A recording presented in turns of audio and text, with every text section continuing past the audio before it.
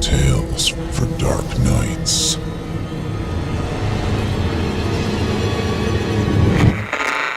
Want to make sure you never miss a Chilling Tales for Dark Nights video again? Be sure to subscribe and hit that bell to turn on notifications.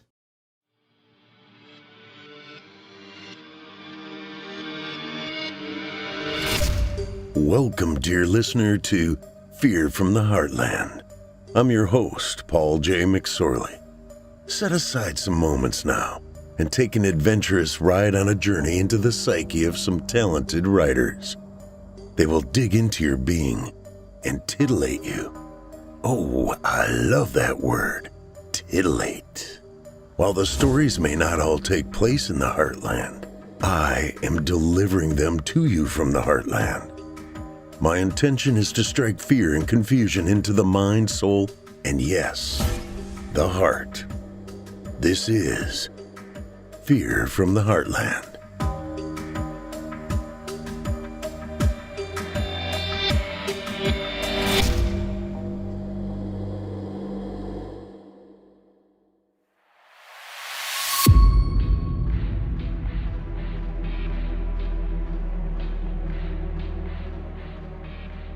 Hello, Heartlanders, and welcome to Season 4, Episode 24 of Fear from the Heartland. I'm your host, Paul J. McSorley.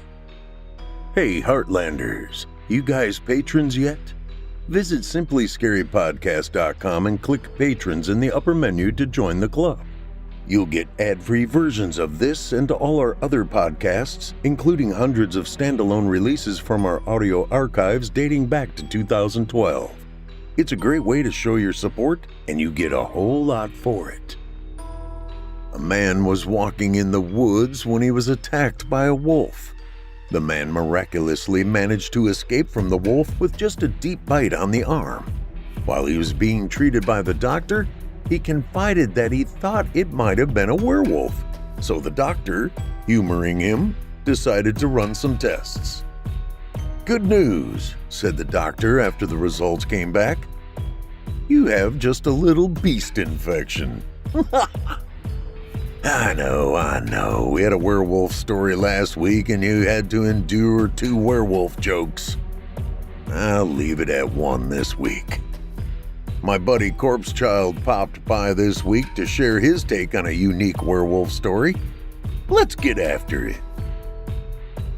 Under a cruel and oppressive tyrant, Ghan must fight, both to avenge his wife's brutal murder and to reclaim his people's land.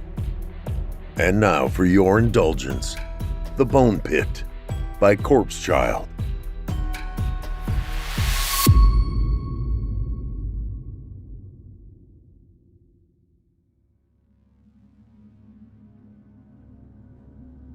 Roars and growls echo in the night sky from atop the peak. In its center, the 2 lichens lock each other in an unmerciful glare. They are both covered head to foot in lacerations. Both are exhausted, yet neither is willing to stop. One of them roars at the other, prompting them to return, doing the same.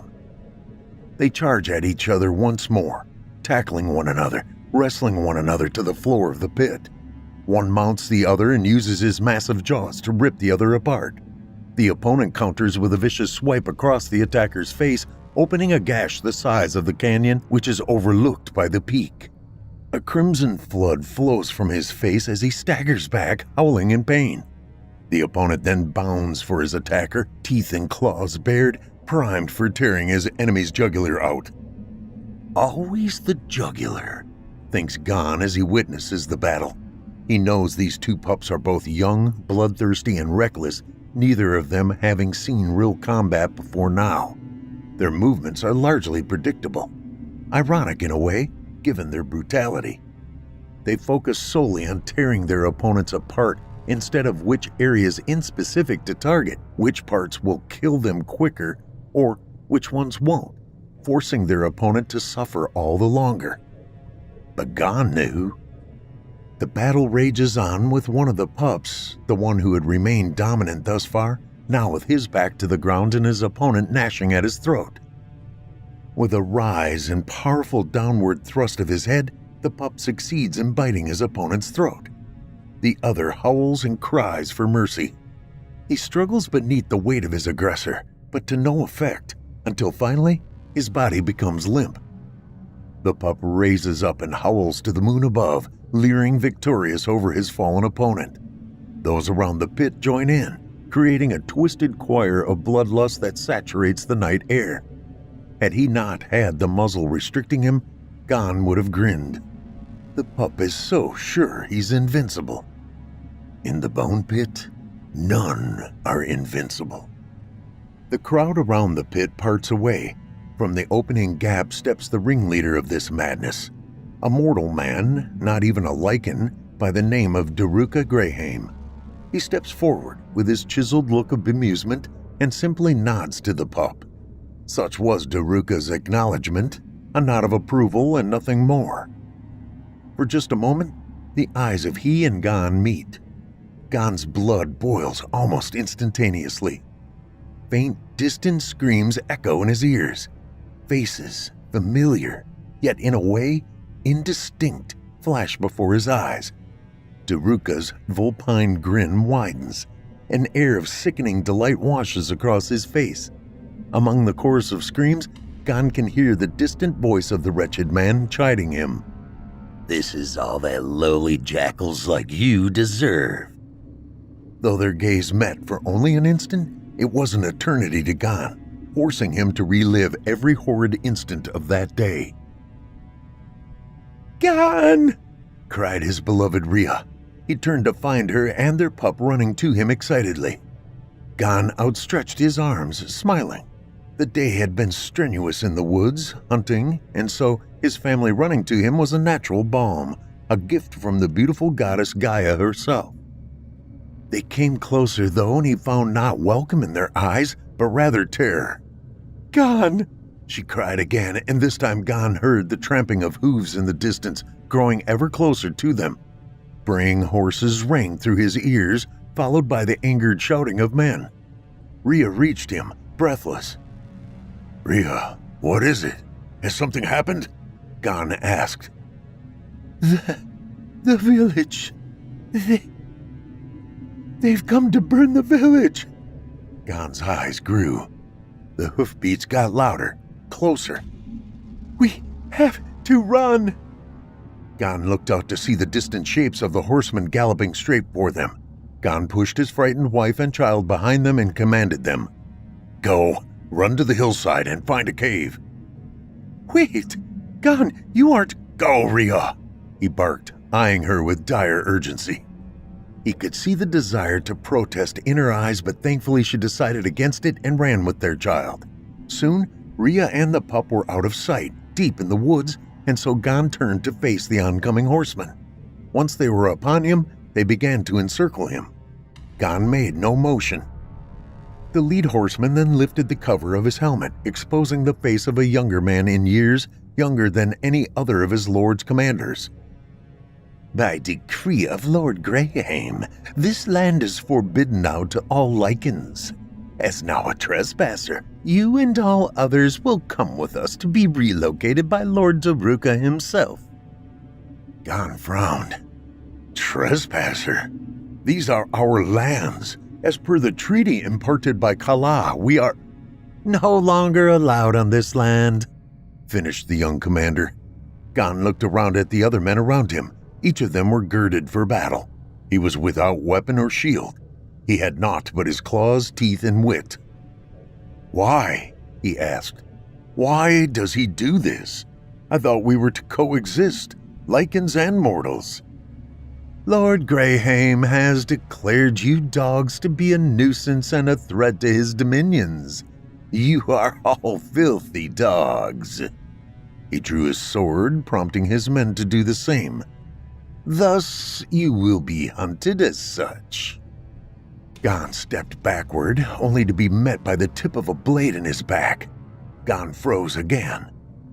"Listen, we wish harm neither to you or Lord Graham. And so you will come with us. These are our lands. This is our home. Not any longer." Ghan sprang for the first man, effectively knocking him from his mount and bounding for the next. He knew if he were to have any chance against these men, he would have to engage them on his own turf, the ground. He was successful in knocking 2 more men over before one managed to catch him across his eye with his blade. His left eye was gone, shadowed in darkness. Blood ran freely from the gash. The same horseman used this opportunity to attack, using his steed's powerful hooves to knock him back to the ground. The grounded men charged him then. One man rushed over to plunge his sword through his chest and was rewarded for his efforts with a jaw strike to his throat. The man cried in pain and staggered backward. Ghan was back to his feet, but his lack of stamina and limited vision diminished his strength immensely. His legs shook, yet he still stood strong as he could. In seconds, 2 more of the men rushed him from behind. In a fluid motion, Ghan sent a savage claw across the men's throats, tearing them wide open. Blood sprayed from their throats as a fountain, saturating, tainting the earth below. No sooner than those 2 had fallen dead that one of the still-mounted horsemen charged forward. Ghan turned around just in time to see the rider's mace before being bludgeoned in the face with it. His vision exploded and his balance abandoned him. On the ground, the horses proceeded to trample Ghan into the dirt. Their attack was ruthless, and in less than 3 seconds, over half of his ribs were ground to dust. One last stomp to his face sent Ghan into darkness. The last thing he could hear was, "Take this dog with the rest! This is what jackals deserve!" Daruka raises his hand, silencing the eager audience. The victorious lichen heaves his chest to the air and howls. "Well done, Jackal," he declares. "You have proven yourself quite formidable, haven't you?"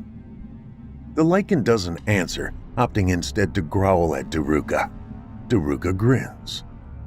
"Your lord's speaking to you, you fucking dog," bellows the guardsman. He strikes the young lichen across the ears for his insolence. He yelps in pain, and the guardsman rears back for another swing when he is halted by his lord's hand. "Calm yourself now," he says with a wolfish, dominant grin focused on the young lichen. "Do not blame him, for he is only a jackal, yes?" The crowd erupts with laughter. The lichen glares at Daruka. "You see, he has no dignity. He wasn't raised as I or even you dogs are." Ghan shifted against his restraints a bit.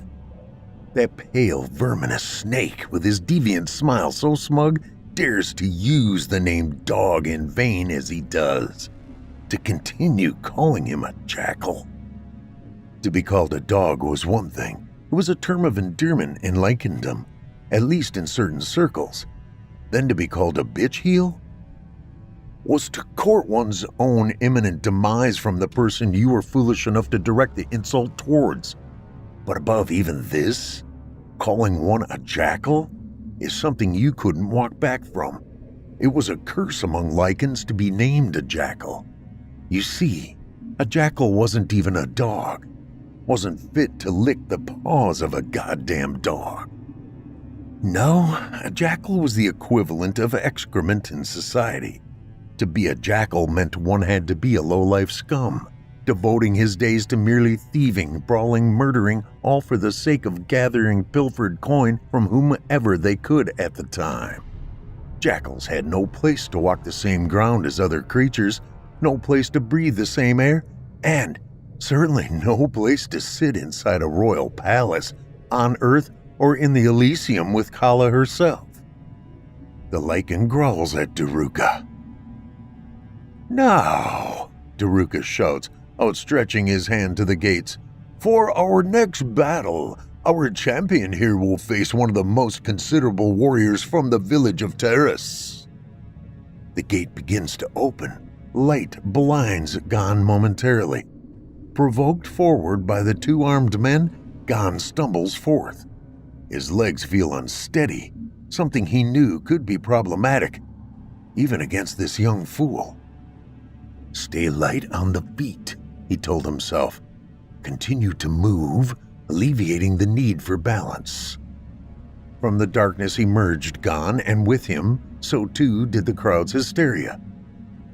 "Ghan, lowly jackal you are, as is your opponent. One of you shall be allowed to live. Who this will be is for you to decide in the bone pit." Ghan looked from Daruka to his opponent again. The young lichen stared back coldly, growling. Ghan stepped into the pit, and Daruka with his men stepped back. Raising his hands to the night air above, Daruka declared, "Begin!" prompting the two lichens at his left to strike the gong with a powerful crash. Howls from the audience once more saturated the night sky above. The young lichen went on all fours and began to circle Ghan. The growls from the pup were heavy, venomous, telling him without telling him that his sole purpose was to tear Ghan limb from limb, to hell with honor or reason. The mark of a true jackal, just like Ghan. The young woman fled for her life. Her eyes were trained solely forward. She knew she couldn't dare look back. Ghan chased after her, horrid intent in his eyes. She was beautiful, the most beautiful in all of Terrace, and as such, Ghan could not resist. He had spied her in the woods whilst out on a game hunt. He had just made meal out of a young tender buck when he spotted her just off to his right. Exhausted as he was, having spent better than the last 4 days on the hunt for food, with no home to return to or any person to aid him. As a jackal, such was his way of life. Run through the wild until your body fails and slumber only when your body collapses, dreaming of being among honorable lichens in the court of Kala. She needed not to look back to know he was on her trail either. The heavy impacts of her feet indicated just as clearly to her that he was gaining upon her. Each fall of his paws shook the ground beneath. Her pace appeared to keep herself just far enough ahead of him to keep from being snatched, at least so long as she kept moving. In truth, of course, Ghan could have very easily overmatched her in terms of speed, claiming her, and could have been on his merry way, but then, where was the sport in that? No, Ghan was one to psychologically torment his chosen victims before physically doing so. He loved being able to work for his meal and loved it more when it tried to fight back. It gave him the opportunity to show his strength, to prove why he should be feared, to prove to the world and to Kala herself why his name is to be whispered throughout mankind and lichendom with due respect and reverence. Finally, he decided she had gone far enough and bounded forth, grappling her and bringing her to the ground. Her flailing and screaming was nothing to Ghan as he mounted her. "Please," she wailed, tears flooding her eyes. Oh, how he loved to see them cry, to hear them beg. He rose to the air and blasted his most furious howl. She screamed again, with once again no one there to heed it. Ghan bared his teeth and used his claws to shred away the poor young woman's milky white silk dress. The look of panic on the young girl's face sent the jackal's heart quaking. She was his plaything, his victim, and there was no salvation for her now. Once he had stripped her nude, he howled while taking up her legs. "What are you doing? Let me go! Let me—" She stopped, realizing exactly what was about to happen, and began writhing and struggling harder than ever. "No, please, God, no, not this, not—" Her pleas were cut short, replaced by cries of pain and pleas for mercy. Mercy that Ghan would not give her. No sooner than he had finished his appalling deed that he was startled at the sound of men shouting in the distance. Though he knew he could have easily taken down a handful of men on his own, he decided against chancing an encounter with a possible considerably sized militia or even a battalion from Lord Daruka's fortress itself. He swiftly fled from the forest, escaping, leaving the poor young girl to bleed, naked and bare, battered and violated, in the woods, as but a mere piece of meat. "There is good in you, Ghan." Her voice, the soothing, balmy voice of his beloved Rhea, echoes distantly in his mind as a forgotten fragment from a time seemingly lost. A time when he could be happy. A time when his sins would no longer define his spirit. Such matters little to him now, though. She was gone, as was his village, his home. Whatever life he had with morality and conscience, it was gone now. Now there was only cruelty again. Now there was only brutality. There was hate and wrath. There was only the bone pit. The young lichen bounds forth from behind him. Ghan, though he can't see the attack, can hear each sound made by the lichen and easily ducked out of the way, causing the lichen to land hard once more on all fours. Ghan lowers himself, not quite lowering to his haunches, but low enough to maneuver around the pit a tad easier. His opponent is quick to rebound, leaping for a second assault from where he had landed. Ghan's dodging is far quicker this time, and he uses this opportunity to spring for a counterattack, springing forth and grappling the young lichen. The lichen struggles vigorously, which strains Ghan to try and keep him down. Both lichens growl and bark at one another. Venom drips from the bared fangs of both of them. Both dogs hate one another, despite being brethren. Lichen blood or not, neither would cease the violence until only one was left standing. The young lichen gnashes his jaws at Ghan, catching his muzzle with one of his fangs. Ghan yelps in pain but still holds firm. Ghan retaliates by clamping his own jaws around the cub's ears. The lichen's screams and roars of agony momentarily drowns out the cheers of bloodlust from the crowd. Ghan's jaws tighten around the ear of the cub until it begins to tear, escalating his opponent's screams to almost maddening heights. With a violent jerk, the ear is ripped clean from the lichen's head. Ghan spews out the severed flesh and rears back to deliver another strike when he catches a swipe of the lichen's claw across his snout, knocking him over. Ghan lands on his stomach and the lichen proceeds to pounce him. He lands on his back and begins stoving his snout into the stone of the pit.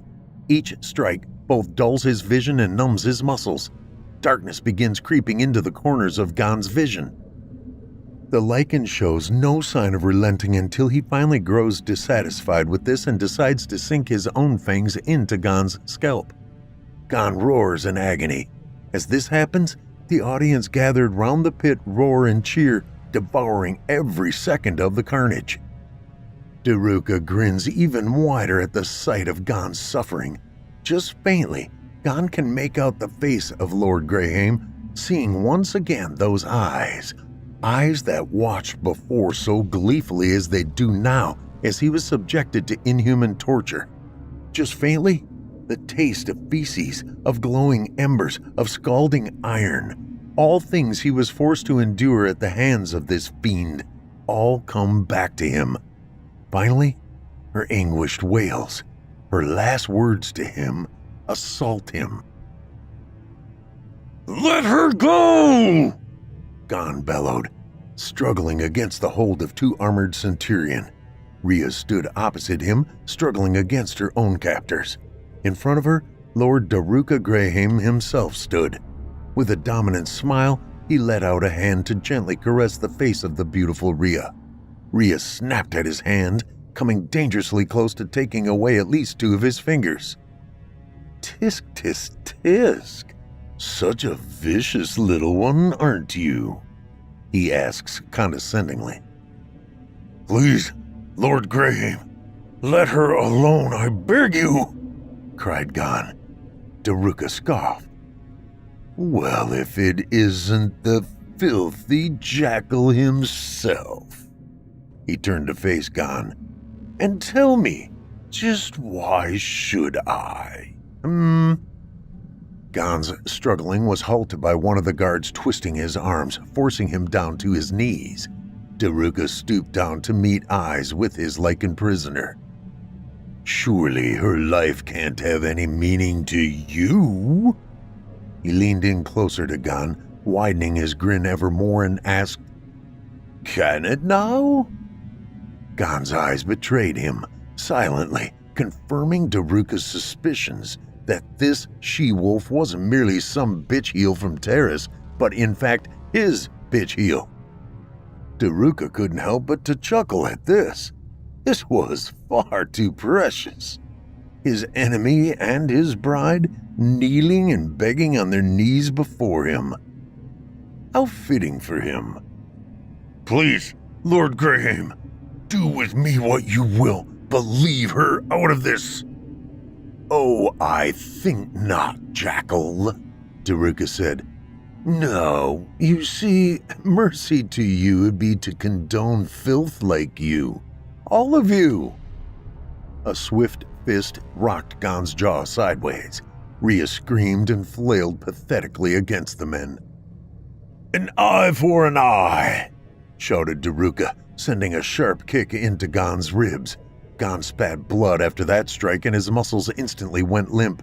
"Tooth for a tooth." Another kick, this one straight into his jaw, causing him to accidentally crush his tongue between his teeth. Daruka sent one more heel kick to Ghan's face that knocked him, and by extension the guards restraining him, backwards into the wall. "And a life for a life," he declared while walking over to a dazed Ghan. Ghan saw his persecutor approaching, but possessed no strength at all in his limbs to move, even to attempt defending himself. Daruka snatched Ghan by his fur and brought him up to meet eye level with him once more. "So again, I ask, why in hell should I grant either you or her any sort of mercy?" Choking and weak, Ghan replies, stuttering, We were supposed to coexist." Daruka chuckled deviously. "Coexist? How is that, How do you call the murder of an innocent young woman, of my daughter, coexistence, How is it that we mortals coexist with the likes of you animals?" Ghan had no answer for this, something Daruka noted with both excitement and fury. "I see you have no words for yourself? No attempt to justify yourself?" He slapped Ghan, attempting unsuccessfully to provoke a response of some kind from him. "Not even an apology or an act of defiance?" Throwing Ghan to the floor again, Daruka turned his attention back to Rhea. "As I thought, nothing but mere animals. If that's what you are, all you are, then that will be how you and your kin shall be treated henceforth." He turned then to his two men and motioned with his arms to bring Ghan back to his feet. They complied, and after, they were motioned to bring him forward. Facing one another, their eyes held together, tethered by fear and fear alone. Fear for their lives, fear for their people, for their young cub, and most importantly, fear for each other. All of this provoked such perversities in the mind of Lord Graham. "Tell me, can a jackal truly feel something as tender as love? Can you truly feel the weight of losing someone you love like that?" Their eyes watered together. "What, I wonder, would you do, Ghan, if I were to inflict such cruel treatment upon your beautiful bride here as you had my daughter, "No!" shouted Ghan, who had begun struggling again. Daruka chuckled. "Oh, so he speaks now," he exclaimed. "Don't, I beg you, please, I'm the one you want, not her." "She isn't?" asked Daruka with a wolfish grin. "What about my daughter, then? Was she who you wanted, then?" "Lord, I know what I've done is wrong." "Wrong?" he shrieked. "Wrong is the word to describe a small transgression. It's wrong to steal from another. It's wrong to harm another to pilfer their goods. It's wrong to murder one's brother. Wrongs can be forgiven. What you did, however, is nothing short of abominable. You took my daughter, a beautiful, innocent woman, a future queen, having not even seen the age of 16 yet, and you violated her brutally.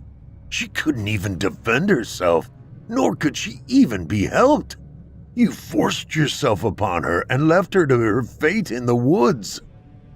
Ghan saw Rhea's eyes, still fixed in horror, but now it wasn't merely at the plight itself, but with her beloved husband. Could Ghan really have perpetrated such an egregious act as Daruka was claiming? Ghan had a wicked and twisted past, she knew this, but Daruka was right as well. This went far beyond the simple sins of a troubled life. The longer their eyes stayed entangled in one another, the more she realized her fear were true. Ghan truly was a monster. But every monster can still be redeemed if given only a touch of love to heal with. Daruka turned again to face Rhea. "I will ask you one last time, Ghan. Can you feel love and what it would be to lose it?" Ghan's head sank. Yes, he muttered, defeated entirely. "And how would that be? How can you prove to me that you love anything, especially her?" His hand raised to stroke Rhea's cheek. Rhea was too stunned here to attempt resistance. Ghan looked up again and pathetically groaned to Daruka to spare her from his wrath. "Oh, I don't think so," he replied. "In fact, I believe now that it is only fair that you are granted the same treatment as I with my daughter, seeing the one you love most, prized above all things, reduced to nothing but a bloody broken husk, just as she was." He waved to Rhea's captors to carry her away into his bedchamber. Rhea kicked and wrestled frantically, but to no avail. "Ghan!" she screamed. "There's good in you! I love you!" "Rhea!" he shouted, thrashing against the centurion. "My love, I'm coming!" He turned to Daruka as he was leaving the room. "Daruka, don't do this. She is innocent. Don't punish her. I'm the one that should suffer, not her." "And suffer you will, Jackal. Rest well assured." Those were his last words before exiting the room, leaving him to the mercy of the centurion once again. That night, the castle was filled with the painful wailing of Rhea, echoing through the very brick of the walls. Eventually, everything was silent again. This was when, for the first time, even since he was a cub himself, Ghan cried. His beloved now suffered because of his sins. Now, with the silent halls once more dominating the environment, Ghan knew he would never again see the beautiful face of Rhea in life. "There's good in you, Ghan." Something within him flares. A bonfire, incinerating in its magnitude, rises in Ghan's chest, allowing a surge of strength to burst within him sufficient enough to rise once again and throw off his attacker. Ghan's eyes bleed a red filter overcasting the entire earth. All that occupies his mind is rage and determination. Utilizing this and the surge in strength and power, Ghan leaps once more on top of his opponent. This time, instead of relying on restraint of his hands and feet, Ghan instead decided to simply sink his claws into the eyes of his opponent. Once sank deep enough into their skull, he decides to do it again, except instead simply leaving them. The opponent doesn't cease struggling until he finally splits open his skull with his bare paws, killing him. Just as before, Daruka nods, albeit reluctantly, and acknowledges that Ghan won the battle in the pit. Ghan stands breathless. The adrenaline slowly ebbs away, with his strength following suit. His legs shake again, forcing him to buckle under his weight.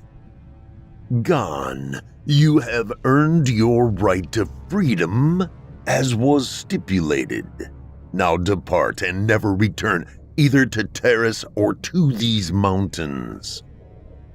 Ghan's head rose, fire blazing within his eyes. "No." Silence sent a tidal wave across the crowd, leaving Daruka speechless. "What did you say to me, Jackal?" "I said no." He takes a shaking step forward. I'm not finished yet. My debts have been paid, but yours have not.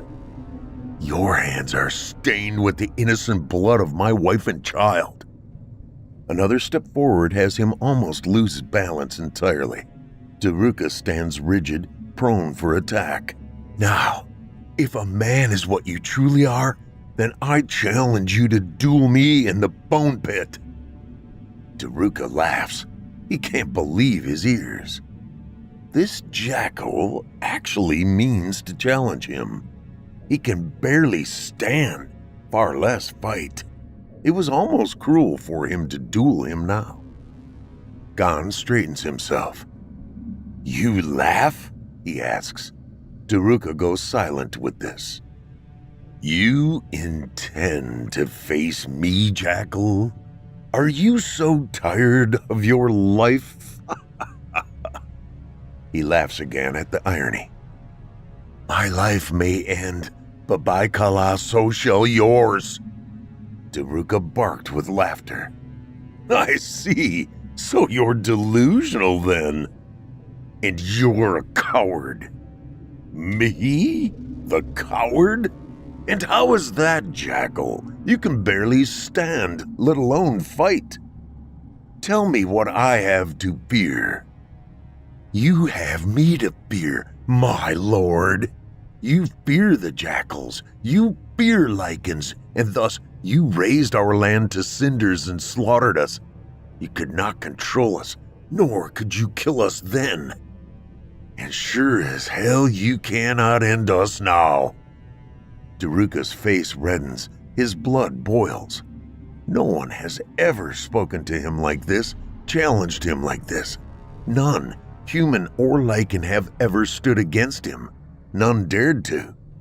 But here, now, there stood Ghan, a lowly jackal, doing so without even the slightest hesitation or fear. Ghan points to the crowd. "You see this?" Ghan says. "They know my words are true, Daruka." Look to see a silent audience. "They can see the truth, and I know you can too. The rule of man ends tonight, here and now, and lichens will reclaim what was and has been rightfully ours." Two guards move to seize Ghan but are halted by their lord's hand. "Stay your spears," commands Daruka. "I will end this filth, and he shall serve as an example to all that oppose me." He casts away his drapes and chestplate. "Bring the armory rack," he says. Two centurion then bring an assorted rack of various weapons ranging from iron-forged axes, swords of solid slick steel, serrated spears, bear claws, clubs, and maces. Both warriors approach the rack. Almost immediately, Daruka takes up the largest sword.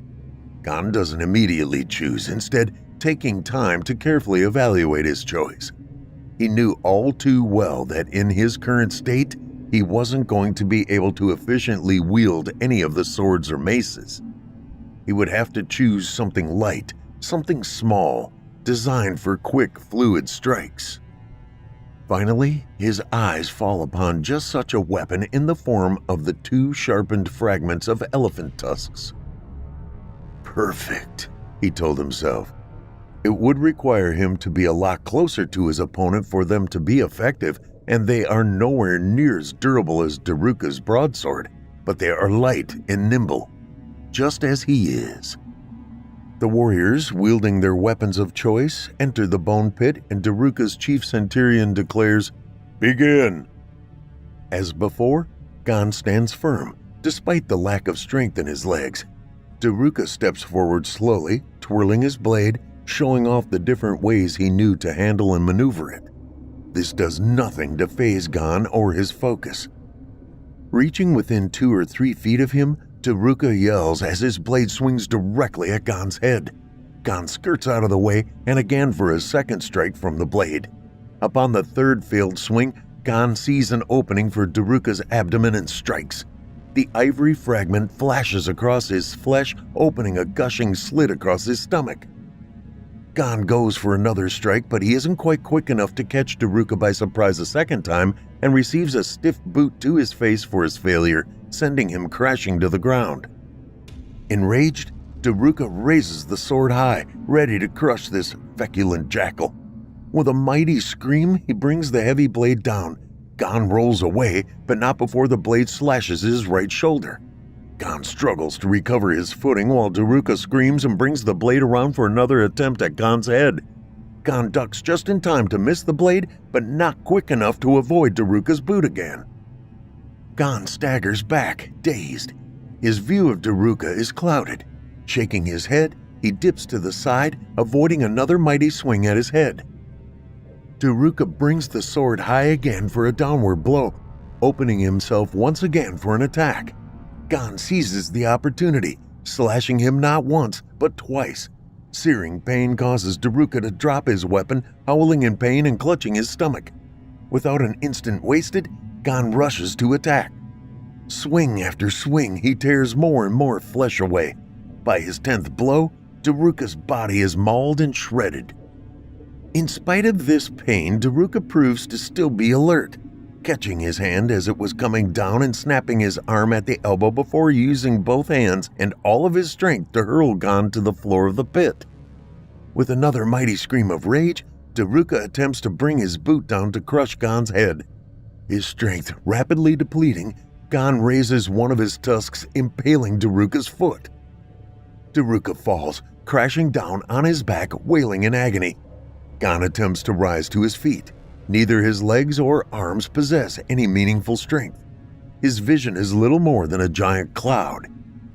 In spite of this, he manages to find his feet again and he staggers toward his fallen opponent. Daruka is moaning in pain, writhing on the ground in the center of the pit. "You," says Ghan, leering over Daruka. "You have lost, Lord Greyhame." Daruka looks up to see the menacing jackal before him. Who are you?" he cries in anguish. "I am Ghan." He raises his tusk into the air. One stroke more and it was finished. Daruka's reign would be no more. Terrace would once more be the heart of Lycandom. "This ends here."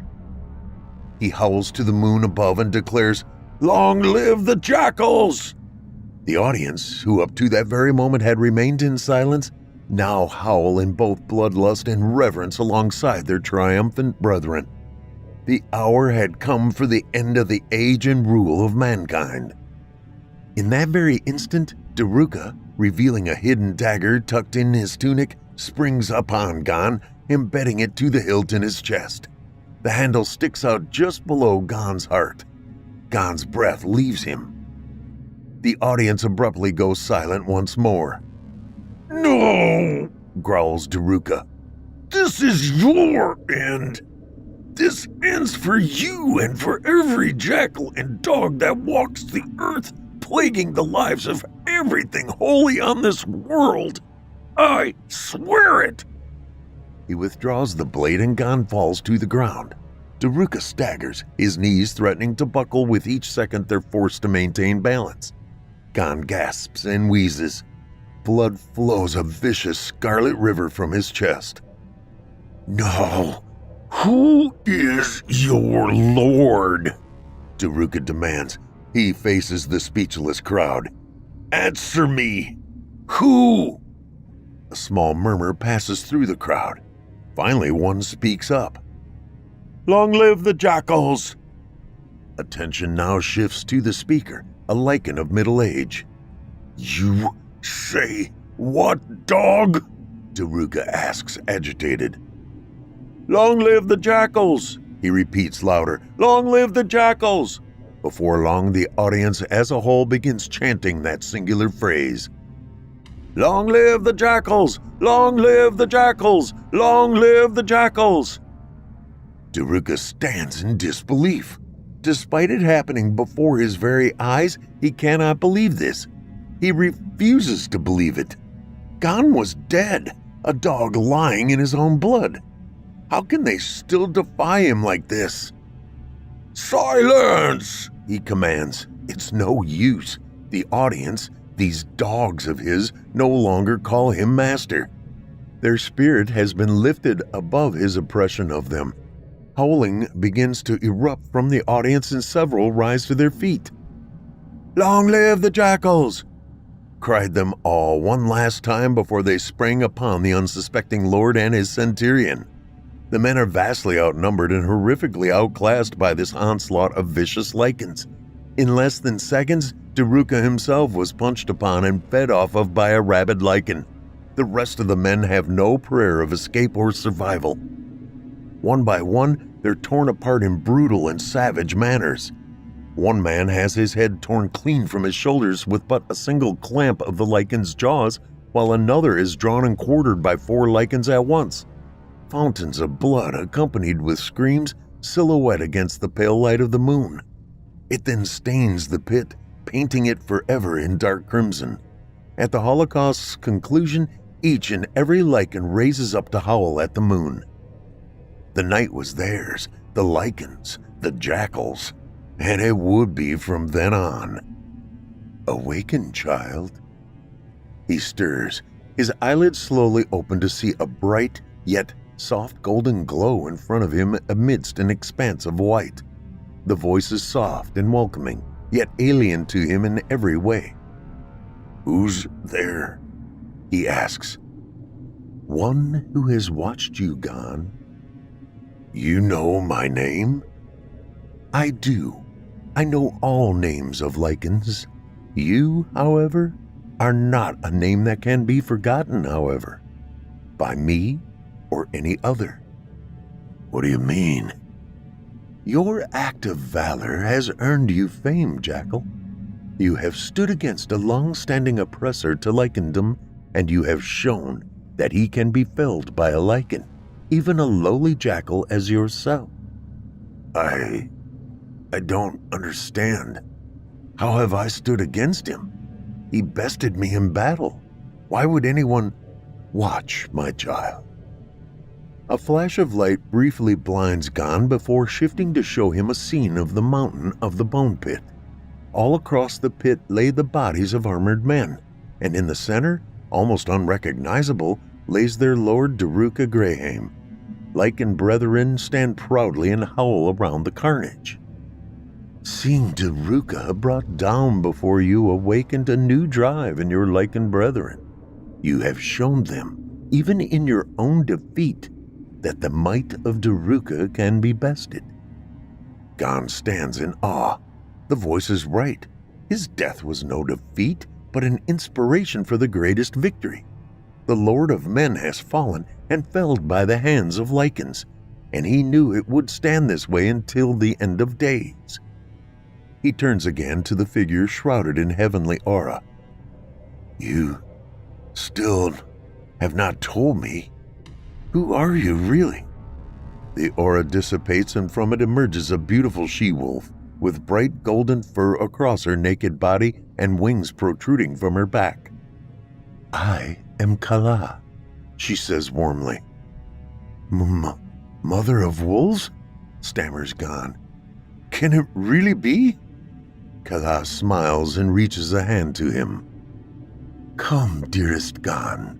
Your life upon the earth may have ended, but your destiny has only just begun."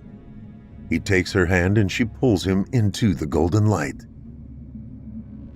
In a millennia since the fateful night in the bone pit, whispers continued to spread of the jackal who bested the great lord of men atop the mountain. Men that whisper of the jackal do so in a cold shudder, while lichens do so in reverence. The name of Ghan has since gone down in legend in the land of Terrace as the Lord of the Lichens, and the mountaintop, Jackal's Peak, as it's since come to be known, would forever be his holy domain.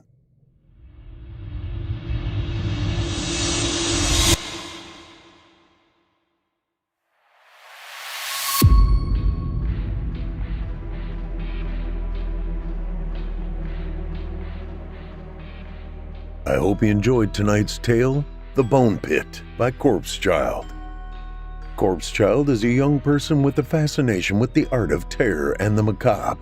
When he's not watching horror movies or reading horror novels or stories, he's always crafting his own chilling gospels of horror to terrify and eternally rob you of a peaceful slumber. Currently, he publishes most of his work to Reddit under his pen name Corpse Child. Many of his horror stories have been featured and adapted to audio narrations by a wide variety of YouTube narrators, including some of the bigger names in the field, as well as the ones commissioned on the Chilling app, and was featured in the debut issue of Ill-Advised Records, the Dark Door e-zine, and now is the in-house author, artist, and founding member for Psychotoxin Press and its ongoing horror magazine, Eidetic Quarterly. Check out Corpse Child's offerings at reddit.com/r/corpsechild-gospels. That's CORPSECHILDGOSPELS. Or his website, psychotoxin.com. That's PSYCHOTOXIN.com.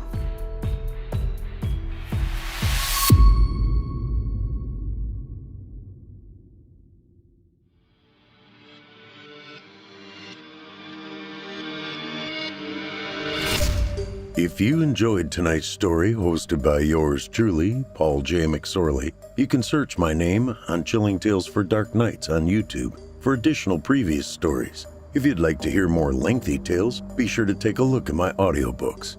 Available now on audible.com or just visit paulsbooks.net.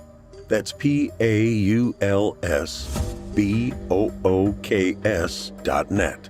You can also find me personally on Facebook and Twitter. And with that, listeners, our weekly journey into the psyche has just about come to a close. But before we go, I'd like to take a moment to thank you for joining us for tonight's episode and remind you to take a moment to stop by our iTunes page and leave Chilling Tales for Dark Nights a 5-star review and a kind word. And follow us on Facebook, Twitter, and Instagram if you haven't already. And while you're at it, please remember to stop by our Apple Podcast page or wherever else you listen to your favorite podcasts and subscribe. The charts are based on subscriptions, not listens. So if you haven't subscribed yet, I'd really appreciate it. I'm your host for Fear from the Heartland, Paul J. McSorley. I've enjoyed the titillation tonight. Ooh, there's that word again. Thank you for joining me. Hope to see you again next week at Fear from the Heartland.